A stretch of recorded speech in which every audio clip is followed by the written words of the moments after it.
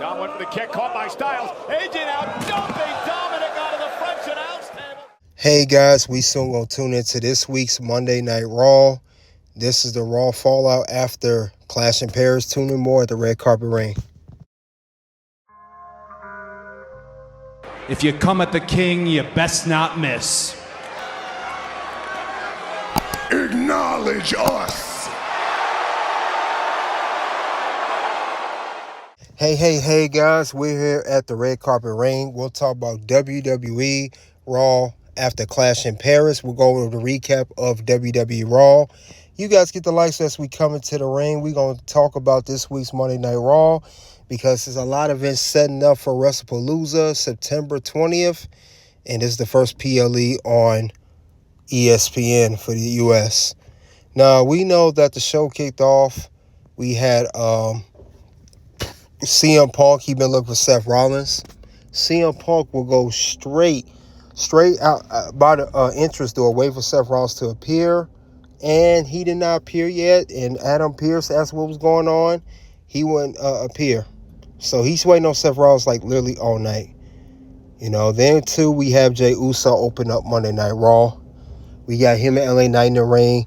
Jey Uso is upset that he was not able to perform at 100% for the world title match at Clash in Paris. We know that he was beat up prior at the beginning of the Clash in Paris for helping Roman Reigns, you know, by the work of Bronson Reed and Braun Breaker. So he wants his revenge against both men.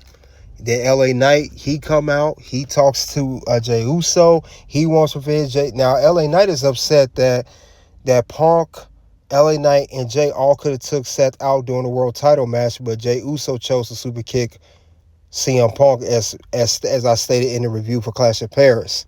However, we got Bronson Reed, Braun Breaker come out. They say they don't need anybody. They said Paul Heyman, you know, he's rolled off. Roman Reigns is rolled off. They don't need nobody. They by themselves. It seemed like the Bronson Reed and Braun Breaker is rolling on their own. No Paul, no Seth Rollins, no nothing. So we had a good back and forth between all four men.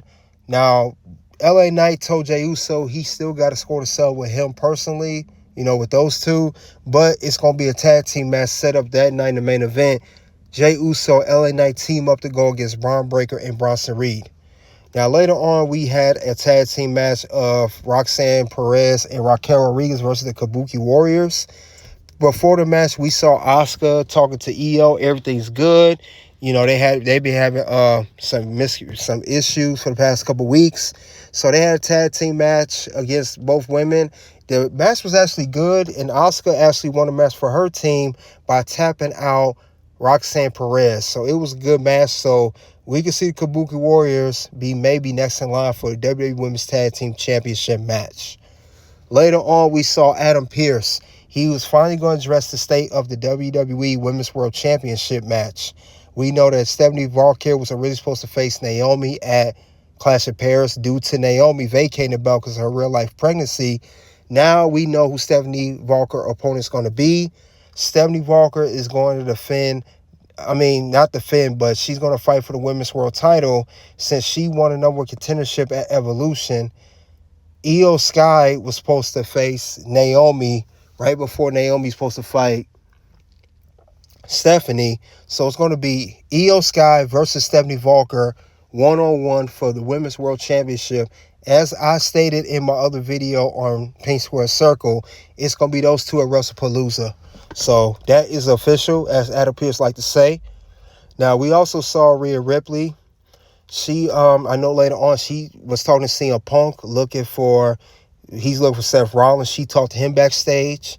We saw a couple other matches. We saw a 6-man tag of New Day and Grayson Waller versus Penta. I want to say, and a couple other people. I didn't care for that match too much. That match was horrible. And the New Day, they cut a vignette of they have a funeral for the WWE World Tag Team titles.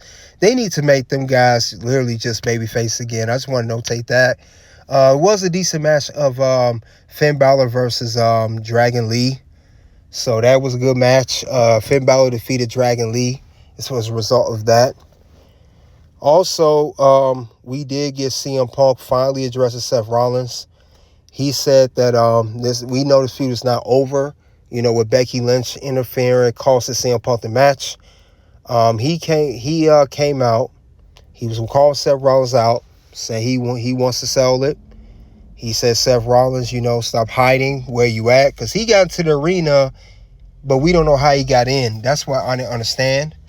Instead of Seth Rollins coming out, Becky Lynch come out, mocking, dressing like Seth Rollins and doing his mannerisms and everything else.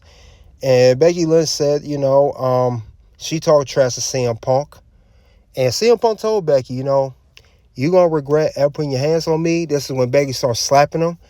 And Seth Rollins going to regret ever cashing the Money in the Bank contract on me.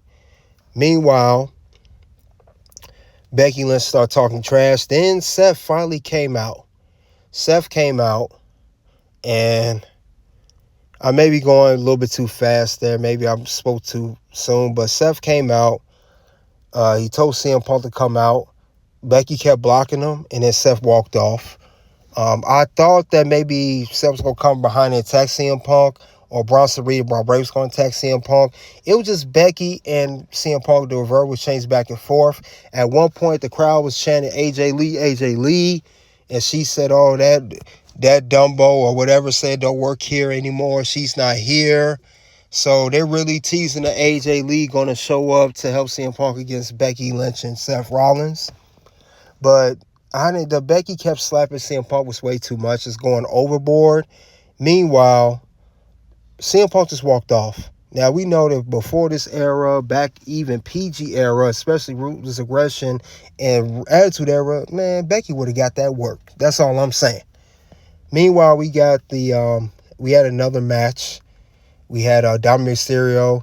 He faced AJ Styles in the Intercontinental Championship match. Another good match, probably one of the best matches on the card.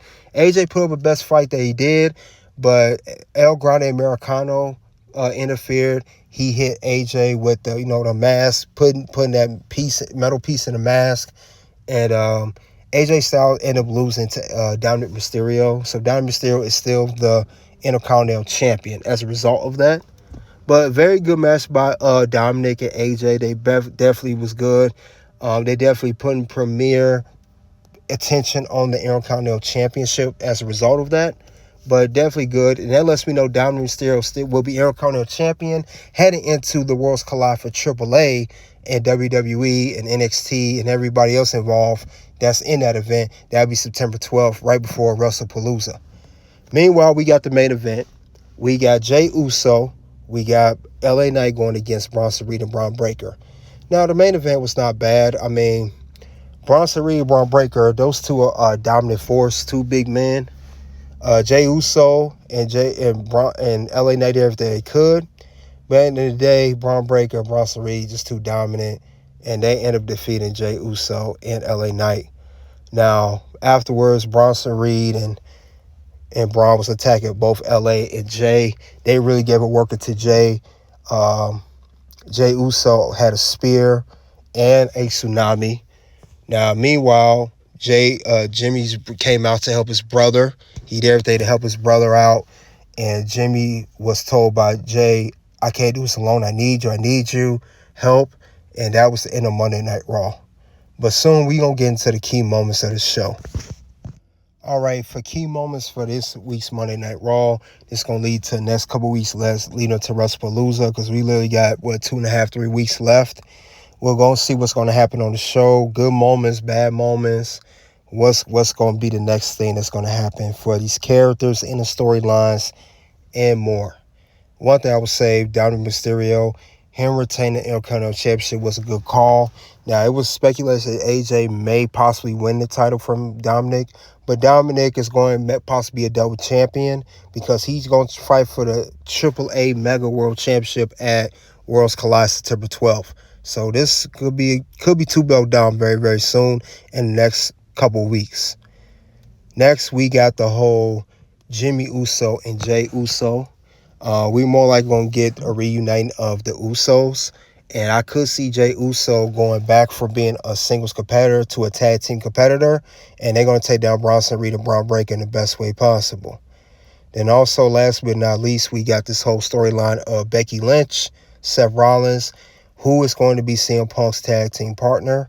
Now, AJ Lee, that's speculation.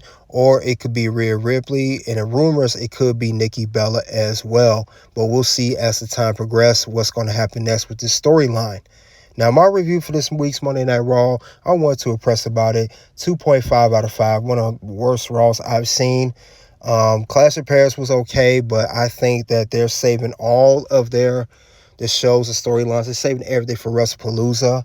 I don't think they're going to do anything big, but this is still a bad build to WrestlePalooza.